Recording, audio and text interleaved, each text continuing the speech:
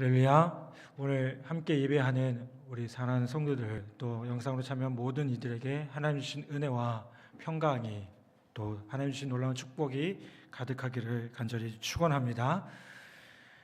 사도 바울은 고린도 교회를 2번 방문합니다. 첫 번째로는 복음의 씨를 뿌리기 위한 방문이었습니다. 복음을 전하고 그 복음이 씨가 나서 잘 자라게 하기 위한 방문이었습니다. 두 번째 방문은 교회 내에 들어온 거짓 교사들에 의해 야기된 오해와 잘못된 부분을 시정하기 위한 방문이었습니다. 두 번째 방문은 사도 바울뿐만 아니라 고린도 교회 성도들에게 깊은 상처를 남깁니다. 그리고 이것은 바울을 향한 불신과 멸시의 여지를 남겨두는 안타까운 결과를 초래하게 됩니다.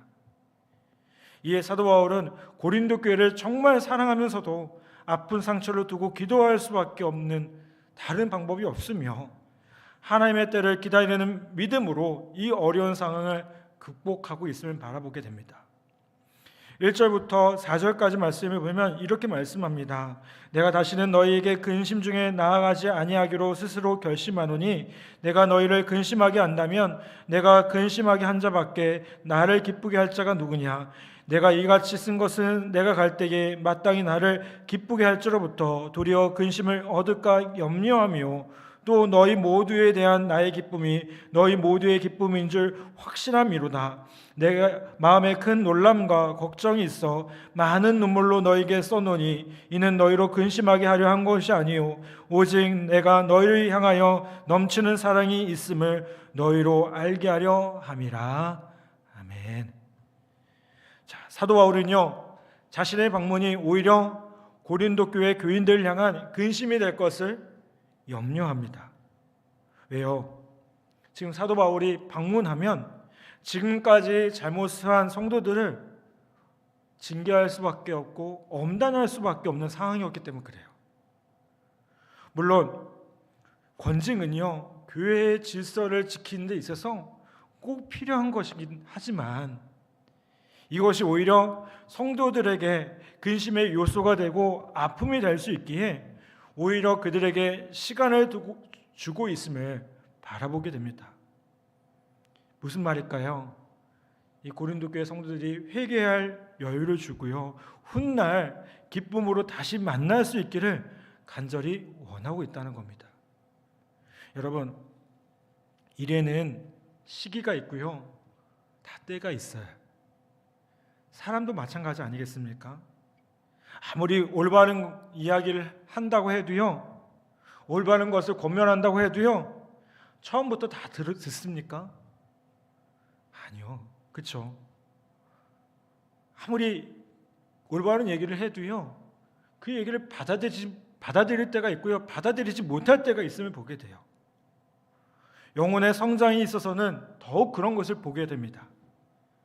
여러분, 우리 안에 그런 마음이 있잖아요. 당장 꾸짖어서 그 사람을 바꾸고 싶은 마음이 있어요. 그렇지 않습니까? 우리 자녀들을 우리가 양육하면서 자녀들이 잘못했을 때 어떻게 하고 싶어요? 제일 손쉬운 방법이 뭐냐면요, 꾸짖는 거예요. 크게 혼을 내면 정신 차리겠지라고 생각하는 거예요. 근데 자녀들이 바뀌나요? 잘 안 바뀌는 것 같아요. 저도 자녀를 키우고 있지만 좀 시간이 걸리더라도 어떻게 해요? 그 자녀들을 이해하고 또 납득시켜야 그 아이들이 바뀌어요. 자, 이렇게 말하면 목사님 아직 아이들이 어려서 그래요 생각할 수도 있어요. 아직은 저도 또 보니까요, 제가 이래봬도 상담을 공부한 사람이거든요. 상담에서 늘 얘기하는 게 뭐냐면 절대 혼내면 안 되고요, 무조건적으로 존중해 주고요, 그래야 아이들이 건강하게 자란다라고 얘기해요. 머리로는 압니다. 근데 아이들이 잘못한 거, 우리 자녀가 잘못한 거 보면 어떻게 돼요? 솔직히 어떨 때 이게 화가 나요. 어떨 때 소리부터 지르고 싶어요. 근데 그때마다 저도 자꾸 눌러요. 어떻게 해요? 이러면 안 되지. 그래서 이러면 안 되지. 근데 한편 또 그러면서도 걱정이 돼요. 어떤 걱정이 생길까요? 내가 이렇게 키우다가 애 망치는 거 아니야? 이렇게 하다가 자녀 망가뜨리는 거 아니야? 버릇없이 키우는 거 아니야? 그런 생각이 들기도 합니다. 여러분, 이게 참 쉽지 않은 문제인 것 같아요. 성도들과의 관계도 마찬가지죠. 여러분, 우리가 어떤 성도가 잘못을 했을 때 교회에서 어떤 권징을 내리고 어떤 권면을 할 때는요, 참 조심스럽게 해야 되는 것임을 보게 됩니다. 왜 그렇습니까? 때로는 이 섣부른 권징으로 서로에게 아픔을 주는 것이 현실이고요. 그 권징을 통해서 오히려 교회가 세워지기보다 어떻게 될까요? 교회가 망가지고 그리스도의 몸을 무너뜨리는 그런 모습을 줄 수가 있기 때문에 그래요. 여러분, 권징은 말 그대로 어떻게 됩니까? 상대방을 향한 사랑과 그 마음이 있어야 돼요. 근데 그거 없이 그냥 내 감정을 주체하지 못해서 그냥 막연하게 터뜨려 버린다면, 뭐라고 한다면 어떻게 됩니까? 그거를 받아들이지 않을 뿐만 아니라 또 어떻게 될까요? 그것 때문에 오히려 마음에 상처를 받을 수 있다는 겁니다. 그래서 사도 바울이 뭐라고 얘기합니까? 많은 눈물로 너희에게 썼노니 라고 얘기합니다. 4절에 보면요, 많은 눈물로 너희에게 썼노니 이는 너희로 근심하게 하려 한 것이 아니요 오직 내가 너희를 향하여 넘치는 사랑이 있음을 너희로 알게 하려 함이라. 여러분, 사도 바울도 이 고린도 교회 성도들 향해서 어떻게 하고 있어요? 사랑의 마음을 향해 나아가고 있다는 거예요. 여러분, 사랑이 빠진 징계, 이거는요 그 누구에게도 도움이 되지 않습니다. 사람을 살릴 수도 없고요, 그저 감정에 치우친 상처만 남게 되는 것임을 보게 됩니다. 그래서 우리가 누군가에게 뭔가 권면을 하고 징계를 할 때 어떻게 됩니까? 시간이 필요해요. 기다림이 필요해요. 어떤 기다림이요? 잘못된 것들을 깨우치고 뉘우칠 그 기다림이 필요하다는 거예요. 그 시간들을 가지고 나올 수 있는 시간들이 필요하다는 거예요. 여러분, 기다린다는 건요, 이거 믿음이 있기 때문에 가능합니다. 어떤 믿음일까요? 이거 내가 하는 게 아니라 하나님께서 하실 것이라는. 여러분, 우리가 자녀들을 양육할 때도 우리가 부모로서 자녀들을 양육할 때 필요한 게 뭐예요? 때로는 기다려주는 모습들이 필요해요. 근데 그거 견디지 못하고 순간의 그 기분과 분노로 인해서 다 그러고 나서 어떻게 해요? 후회하지 않겠습니까? 예. 교회도 마찬가지예요. 성도들 간의 관계도 마찬가지고 인간관계라는 게 다 마찬가지인 것 같아요. 여러분, 우리가 그 모든 관계 속에서 하나님께 맡겨드리는 믿음이 필요한 줄 믿습니다. 그래야 어떻게 될까요? 돌아와요. 깨달아져요.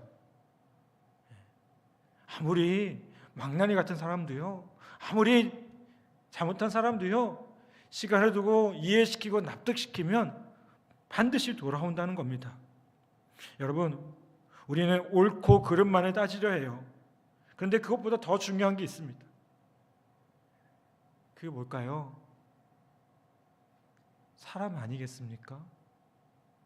여러분, 우리가 이 땅에서 살아가는 이유가 무엇입니까? 하나님께서 우리를 부르신 목적이 무엇이죠? 우리는 그리스도 예수의 제자된 사람들이에요. 그리고 그 제자로서 우리가 감당해야 될 사명이 무엇입니까? 그 영혼들을 구원하는 거예요.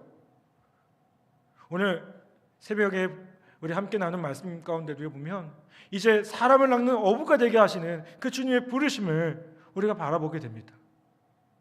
여러분, 주님은 우리를 그렇게 부르셨어요. 제자들만 부르신 것이 아니라 예수 믿는 우리 모두를요, 그리스도의 제자 되게 하셔서 이제 사람을 낚는 어부로, 영혼을 구원하는 도구로 우리 모두를 부르셨다는 겁니다. 여러분, 그렇다면 오늘 우리가 그리스도인답게, 그리고 바울처럼 예수님처럼 영혼을 구원하기 위해 영혼을 소중히 여기며 그렇게 나아가는 우리 모두 되기를 간절히 바랍니다. 또 5절부터 7절까지 말씀을 한번 보겠습니다. 5절부터 7절까지 보면 또 이렇게 말씀하죠. 제가 봉독해 보겠습니다. 근심하게 한 자가 있었을지라도 나를 근심하게 한 것이 아니요 어느 정도 너희 모두를 근심하게 한 것이니 어느 정도라 함은 내가 너무 지나치게 말하지 아니하려 함이라. 이러한 사람은 많은 사람에게서 벌받는 것이 마땅하도다. 그런즉 너희는 차라리 그를 용서하고 위로할 것이니 그가 너무 많은 근심에 잠길까 두려워하노라. 아멘. 자, 여러분 이미 그 고린도 교회 성도들은요 바울이 가슴 아픈 방문을 했을 때 어땠을까요? 자신들의 잘못된 행동을 뉘우치고 근심했었어요. 그래서 자신들의 변화된 태도를 분명히 하고자 바울을 비난하고 불의를 행했던 자들까지 처벌하기까지 이릅니다. 근데 여러분 이 처벌로 인해서 어떻게 될까요? 교회가 둘로 나누어졌습니다. 어떻게 나눠졌을까요? 하나는 그 벌이 합당하다라고 나눠졌고요. 또 하나는 더 가혹하게 처벌해야 된다는 입장으로 나눠졌다는 거예요. 자, 근데 바울이 이 상황에 대해서 뭐라고 권면합니까? 바울은 고린도 교회 그 성도들 향해서 그 사람을 용서해주고 위로해주라고 권면해요. 그 이유가 무엇입니까? 이 일로 인해서 많은 근심에 잠길까 두려워하노라. 이 일로 인해서 너무 근심에 빠질까 봐, 그 근심이라는 그 구렁텅이에 빠져서 헤어나오지 못할까 봐 바울은 두려워하고 있다는 거예요. 그래서 사도 바울은 고린도 교회를 향해서 다시 한번 간곡하게 이렇게 권면합니다. 우리 8절 말씀 보겠습니다. 8절 말씀 한번 같이 한번 공독해 보겠습니다. 시작. 그러므로 너희를 권하노니 사랑을 그들에게 나타내라. 아멘. 뭐라고 말씀합니까? 사랑을 그들에게 나타내라. 사랑을 그들에게 나타내라는 것은 무엇을 말할까요? 불의한 일을 행한 자에게 징계할 때 그 징계를 절대로 혈기나 감정을 개입시켜서 하지 말아야 된다는 것을 말합니다. 그리고 일단 회개한 자는 어떻게 될까요? 용서해주고 위로해주고 권면 등을 베풀어서 성도의 교제를 온전하게 회복시키도록 애써야 된다는 거예요. 여러분, 여기서 우리는요 교회 공동체의 중요한 본질을 깨닫게 합니다. 어떤 본질일까요? 먼저 교회라는 것은요 하나님 나라를 향한 순전함을 언제나 생각해야 된다는 거예요. 여러분, 교회가 교회됨을 잃어버리면 이건 문제예요. 교회가 그 본질성을 잃어버리면요 문제가 있는 거예요. 교회는 어때야 돼요? 교회다워야 돼요. 근데 그 교회다움이 어떻게 나타납니까? 복음이라는 것을 통해서, 복음의 순수함을 유지함을 통해서 그 본질이 나타나게 되어 있어요. 여러분, 복음의 순수성을 깨려고 하는 어떠한 도전에도 교회는 어떻게 해야 돼요? 그거 아니라고 말해야 돼요. 그것은 분명히 잘못됐다고 말해야 돼요. 복음을 지키려는 노력, 그것들을 함께 이루려는 노력을 우리 성도된 우리가, 교회에 지체된 우리가 그 모든 것들을 해야 된다는 겁니다.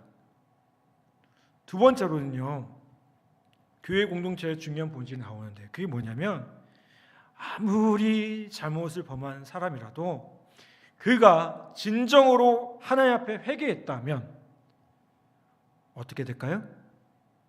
받아줘야 된다는 거예요.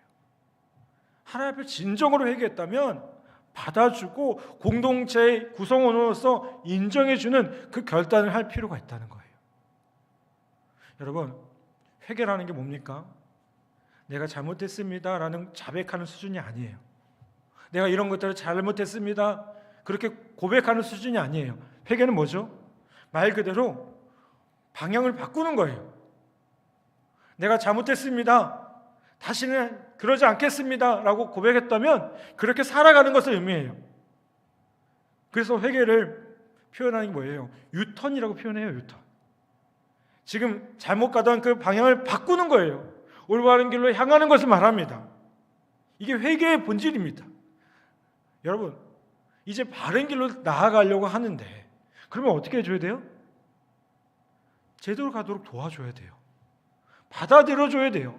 우리가 교회 공동체의 일원이 되었다면 그 사람이 아무리 잘못했을지라도요, 그 삶을 받아줘야 돼요.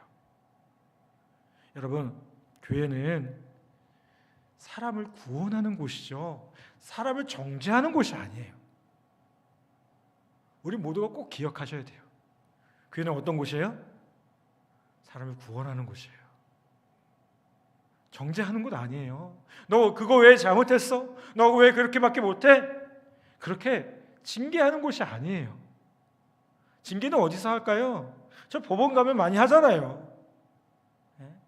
저 경찰서 가면 많이 하잖아요. 거기는 징계하는 곳이고요. 교회는 그런 곳이 아니에요. 영혼을 살리고요, 영혼을 구원한 사람들을 받아주고요, 사랑과 용서로 주의 사랑과 십자가로 품어주는 곳, 그것이 교회라는 거예요. 여러분, 우리가 이 복음서들, 특별히 신약 성경을 읽으면서 바울 서신들을 읽으면서 중요한 그 개념이 있어요. 그게 뭐냐면 율법과 복음이라는 개념이에요. 바울이 얘기하는. 여러분, 율법은 어떤 역할을 합니까? 율법이 참 중요하죠. 하나님의 말씀 참 중요합니다. 그 율법으로 가지고 살아가는 게 중요합니다. 근데 이 율법 기능이 있어요. 뭐예요? 이 율법을 통해서 내가 스스로 구원할 수 없는 자구나라는 것을 깨닫기 위함이에요. 여러분, 율법이 요구하는 게 뭐죠? 우리에게 완벽함을 요구합니다. 여러분, 이 구약 성경에 나오는 그 많은 율법들이 나오잖아요. 하나님께서 왜 율법을 주셨을까요? 그 율법들을 다 주심을 통해서 너가 이런 것도 깨닫고 이런 것도 깨닫고 이런 것도 잘못했어, 이런 것들 잘못했다는 것을 자꾸 깨달을 거예요. 그러면 어떻게 돼요? 이거 내가 벗어날 수가 없네. 내가 벗어날 수 없네. 내가 안 걸리는 게 없네. 그래서 우리가 결국 이 율법을 통해서 깨닫는 게 뭡니까? 우리 모두가 죄인이라는 거예요. 의인은 없나니 하나도 없다라는 그 말씀을 우리가 깨달을 수 있다는 거예요. 결국 나의 힘으로 구원하는 게 아니라 다른 누군가가 나를 구원해 줘야 되는 존재라는 것을 깨달을 수 있다는 거예요. 여러분, 그런데 우리가 교회에서 이 율법을 어떻게 이용하나요? 나를 향해서 사용하지 않고 다른 사람을 사용할 때 문제가 되는 겁니다. 이건 절대적으로 저한테도 하는 얘기도 해요. 왜요? 제가 목사로서 뭐가 잘났다고 우리 성도들 앞에서 어떨 때 말씀을 가지고 자꾸 그렇게 하잖아요.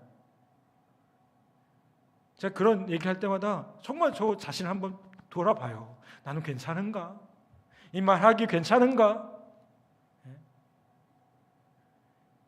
요즘에 우리 예배하는 삶이란 티를 진행을 하고 있는데요. 그 티를 하면서 제가 요즘 깨닫는 게 있어요. 저희 같이 티 함께 하시는 분들도 계시는데, 나는 정말 예배를 제대로 드리고 있는가? 아니, 목사님 무슨 소리 하십니까? 목사님 무슨 얘기 하시니까, 아니요, 제가 인도를 하면서도요, 다시 한번 돌아본다니까요. 예배 제대로 드려라, 제대로 드려라 라고만 했지 정작 제 자신을 많이 못 돌아봤거든요. 그런데 자꾸만 돌아보게 돼요. 나는 제대로 드리고 있어? 예배할 때 온전한 기쁨이 있고 온전한 감격이 있고 주님을 찬양하는 그 찬양이 있는가? 저 자신에게 질문하게 돼요. 여러분, 오늘 우리가 다시 한번 이 율법이라는 것, 하나님의 말씀이라는 것 앞에 우리 자신을 비춰보고 우리 자신을 온전히 구원할 수 없는 존재임을 깨닫고 다시 한번 그런 우리의 모습을 주님 앞에 가지고 나아가는 우리 모두 되기를 간절히 바랍니다. 그래서 우리에게 뭐가 필요해요? 복음이 필요한 거예요. 어떤 복음이요? 우리를 구원하는, 우리를 완벽하게 구원하는 십자가의 구원. 여러분, 십자가의 구원이 불완전합니까? 이렇게 말하면 이단입니다. 이 십자가의 구원이 부족하다고 말하면 이단이에요. 십자가의 구원은 부족하지 않아요. 우리의 죄를 완전히 씻기는 그 구원이에요. 하나님의 능력이에요. 여러분, 그 십자가 보혈 앞에 우리의 죄가, 우리가 진정으로 회개하고 돌이킬 때 우리의 죄를 회복시켜 주시고 우리를 용서하여 주시고 우리를 깨끗게 하시는, 그래서 말 그대로 뭡니까? 칭의잖아요. 우리는 원래 죄인이지만 하나님이 우리를 깨끗게 하심으로 우리가 어떻게 됐어요? 의로운 자라고 칭함받게 됐어요. 의로운 사람이라고 불림받았다는 거예요. 그래서 우리가 하나님 앞에 나왔을 때 우리가 예수 그리스도의 이름을 고백하면 어떻게 됩니까? 하나님이 우리를 보실 때 우리의 죄를 보시는 게 아니라 뭘 보시는 거예요? 예수 그리스도를 보시는 거예요. 그래, 너 예수 믿지? 여러분, 오늘 우리가 그래서 다시 한번 이 복음의 본질을 다시 한번 기억하며 나아가기를 간절히 바랍니다. 또한 우리가 이 땅을 살아가면서 우리는 우리 자신이 교회됨을 언제나 기억하셔야 됩니다. 그저 내가 원하는 대로 결정하는 것이 아니라 교회 공동체를 생각하며 자신의 삶에 최선을 다해야 합니다. 그리고 누구라도 그리스도의 보혈로 용서함 받았다면 어떤 존재일까요? 다 우리 형제고 우리 자매예요. 그렇게 받아들여줘야 돼요. 여러분, 이거는요 우리 개인의 영성에도 마찬가지입니다. 우리 스스로 고통스럽고 수치스러운 죄와 허물이 있더라도요, 그것이 진정으로 그리스도 앞에 아뢰받고 용서함 받았다는 확신이 있다면 더 이상 거기에 머물러 있으면 안 됩니다. 우리는 십자가로 구원받은 사람들이에요. 아멘? 십자가로 구원받은 사람들이에요. 십자가로요 우리를 둘러싸고 우리를 얽매였던 그 죄의 사슬로부터 자유케 된 존재들이라는 거예요. 여러분, 주님이 우리를 괜찮다고 하시는데, 주님이 우리를 깨끗하다고 하시는데 왜 피조물인 우리가 아니라고 얘기합니까? 여러분, 그거 웃기지 않습니까? 생각해 보십시오. 다 용서했어. 내가 너를 다 용서했어. 주님이 말씀하셔요. 그런데 뭐라고 해요? 아, 주님 아니에요. 나 용서 제대로 못 받았어요. 이거 뭐가 될까요? 주님 입장에서 보면. 여러분, 오늘 우리가 주님 앞에, 십자가 앞에 나가서 우리 죄를 고백하고 회개하고 결단하고, 그리고 주님 주시는 그 용서의 확신이 든다면 우리의 모습들이 더 이상 죄의 문제에 매여 있고 거기서 얽매여 있는 존재가 아니라 주님 안에서 참된 자유와 주님을 위해서 뭔가 복되게 살아갈 수 있는 은혜가 주어졌음을 함께 고백하며 나아가는 우리 모두 되기를 간절히 바랍니다. 여러분, 주님이 우리를 사랑하여 주셨습니다. 우리 그렇게 용서는 받았어요. 그러니 이제 우리도 어떻게 돼요? 용서하며 살아가는 겁니다. 우리 주변에, 여러분, 누가 그런 얘기 하더라고요. 성경에 나오는 원수는 용서할 수 있는데 우리 집 왼수는 그렇게 용서가 안 된대요. 그놈의 왼수는. 근데 거기서부터 시작돼야 돼요. 왼수라고 하지 마세요. 왜 사랑하는 그 배우자를 왼수라고 합니까? 얼마나 귀한 존재입니까? 하나님께서 짝지어 주신 얼마나 귀하고 복된 존재입니까? 왼수라고 하지 마시고요, 주의 사랑과 은혜로 더욱 격려하고 더 사랑으로 하나 되어지는 우리 모두가 되기를 간절히 바랍니다. 요즘 코로나가 자꾸 이렇게 길어지다 보니까 사람들이 자꾸만 예민해진대요. 얼마나 예민해지냐면요, 옛날보다 더 집에 머무는 그 시간들이 늘어나다 보니까 자꾸 층간 소음으로 인한 민원이 한 2배 이상 증가했대요.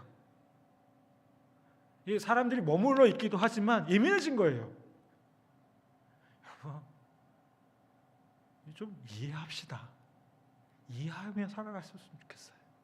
너무 예민하게 굴지 말고, 너무 불편하게 생각하지 마시고. 자, 이렇게 말할 자격이 있는지 모르겠어요. 저희 집 아이들도 많이 뛰거든요. 늘 그래서 저희 아랫집에 늘 죄송한 마음이에요. 늘 죄송한 마음이에요. 여러분, 주의 사랑과 은혜로 마음껏 더 용서하고 좀 이해하면서 넓은 마음을 갖고 그렇게 품으며 살아갈 수 있는 우리 모두 되기를 간절히 바랍니다. 여러분, 우리가 그리스도인으로서 나타낼 수 있는 것이 무엇이 있겠습니까? 우리가 뭐 대단한 힘이 있습니까? 우리에게 뭐 대단한 능력이 있습니까? 아니요. 우리는 그저 그리스도의 사랑밖에 없어요. 주님이 우리를 사랑하셨다는 그 마음밖에 없지 않습니까? 여러분, 그렇다면 그 사랑을 더욱 드러내고 나타낼 수 있는, 그래서 정말 이 코로나 시대에 더 예민해지고 힘들어하는 많은 사람들에게 오히려 그리스도인 된 모습들을 드러낼 수 있는 우리 귀한 성도들 되시기를 주님의 이름으로 간절히 부탁을 드립니다. 여러분, 이건 교회 공동체 안에서도 마찬가지입니다. 이런저런 불편함이 있다 할지라도 더 사랑으로 연합하고 이해시키고 격려함을 통해서 더 하나님의 나라를 함께 세워나가는 우리 복된 성도들 되시기를 주님의 이름으로 간절히 축원합니다. 아멘. 이 시간